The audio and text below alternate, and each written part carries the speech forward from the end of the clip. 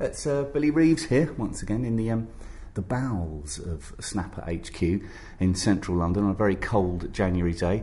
Pleasure to have your company, and it's a real thrill and honour for me to meet the man sitting to my left, to your right, so stage right, the legend that is Aviv Geffen. Hi. It's an absolute pleasure to meet you. How are you? I'm great. Excellent. Yeah. Congratulations on the new record. Thank you very much. An absolute masterpiece. Well played to you and Stephen. Can you tell us a little bit how the creative process worked on this? Because I understand that you did most of the work. Me and Stephen agreed that I'm going to write the most of the stuff on the album, like I did in the previous two albums we put out already. We believe that Stephen believes that I'm writing better songs, to be honest. And he's a master in production, of course. And he's the boss of the guitars, drums, and bass. And I'm more the Lennon Richie. What, the saxophone player with the big moustache? Yeah.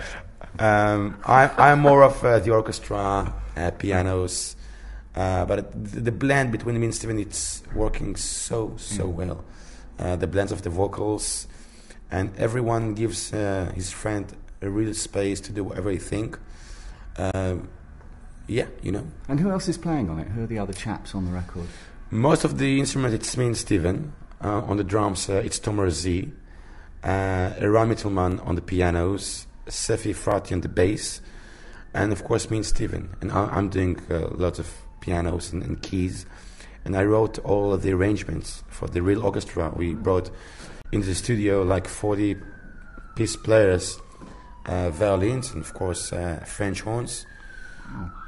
It's this kind of album that's going to stay, So we must have the perfect sound. Cool. How did the creative process work then? Did you send Stephen tracks? Can they all songs be pared down to a piano and vocal, and then you built them up from there? How did it? We didn't want to have like an email album, so we were sitting many days in the studio in London and Tel Aviv, and it was because he's my best friend Stephen as well. So it was really fun, to do it, and we both came from a really strong year. I toured with U2 and Placebo, and he had a great year with Porcupine Tree. So we really felt that now we're going to do just art, pure art. And these days we got enough crowd to go and dive to this great album. Excellent. It dovetails nicely into my next question, actually. You're referring to the record as art. How much of what you do is art, and how much of what you do is show business, would you say? What's the percentage? The difference between me and Stephen, that I have this star thing. Really, I'm a really epic person. I got amazing life story, nearly like Forrest Gump. I'm involved with like politics, and I'm wearing like makeup on stage, wearing dresses. He's more sort of like down to earth, but this is why it works so nicely, because I'm like big than life. I'm like really glammy rock, and he's like more shy. But it's great. That's why it goes and works out so nicely, I think. Okay. It also nicely dovetails into my next question. Thank you very much for bringing up the politics thing. It's almost like he's reading my mind, folks. Yeah. How much does your political activity sort of seep into your work? I mean, is it a sort of like overriding theme? Does it stop you from writing kind of traditional rock and roll songs? How much do your politics and your political beliefs seep into your art? As you know, I'm extremely left wing, and I'm against it. I'm against the occupation in my region. I don't believe we can control and should control others people's life. I believe they deserve to have their own country, and I can get it out from my art even with Blackfield, and we always was dealing with this issue. And I'm bringing to there was one great song called Jerusalem, which Steven doesn't want to be in the album because it was so only politics. I believe that songs can change the world. I think that pen and paper can be more deadly than any tank. But of course, during the interviews, during the touring with Blackfield, I'm speaking all the time because I want to tell the people that I came from Tel Aviv, which is an amazing city, but I want people to get the feeling, they get the whole frame. There's a new Israelis like me, like Aviv Geffen. I'm presenting the new Israeli, the anti-macho, and so for me, it's I was a witness that they killed Yitzhak Rabin in front of my eyes. So I guess I'm coming from a different background, like Steven. So I have a story to tell, which is really important for me.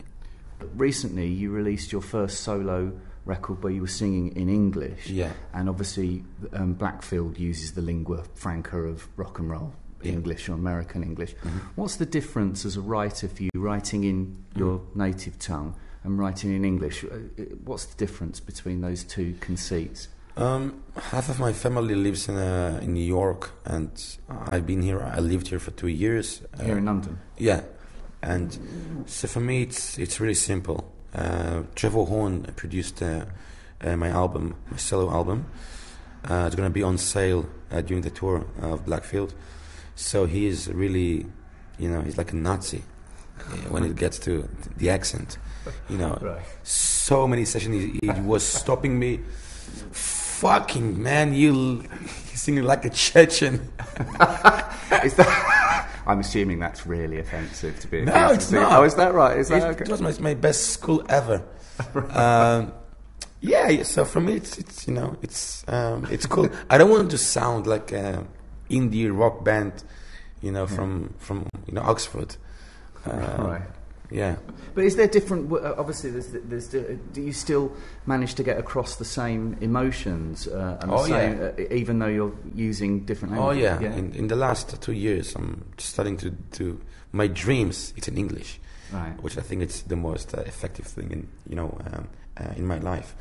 These days, for me to write in English, it's simpler than Hebrew. Hours. Tell us about your father, because he is an interesting chap, isn't he? Oh yeah. Yeah, he's a poet. He's one of the best lyricists in Israel. I'm coming from a really difficult family. Lots of people commit suicide. My cousin, my grandmother. We like the Kennedys without the money. With the poor version of the Kennedys in Israel, the Geffen Dayan family. I'm the nephew of Moses Dayan, the one with the patch on his eye. He was the security minister of Israel. He was the man of the year at the Time magazine in New York. But I'm the one who broke the chain. Because you didn't even. I'm anti-macho. Because you didn't even serve in the army, did you? No. Which I understand all Israeli men have to. So how did you break that chain from that? I just prefer mascara than uniform, Right. to be honest. And in Israel, to wear mascara, it's more dangerous, Well, Tel Aviv is a little bit more liberal than some other parts. Tel Aviv, it's the most liberal place, I think, these days. It's an amazing place. You should check it out. Yeah. Tel Aviv become now one of the most biggest place, and a liberal place. And for me, it's great because it looks like we got, like, in Israel, we got two countries. It's called Jerusalem and Tel Aviv. What's the solution in Jerusalem? Is it a case of the international community running it like it's a separate country? Or has everybody just got to become a little bit released from their cultures and their gods? What's the solution? Sorry, bit of a big question, sorry. No, it's fine. I think we should withdraw from all the settlements. The Israeli... Yeah. This is stage one. Right.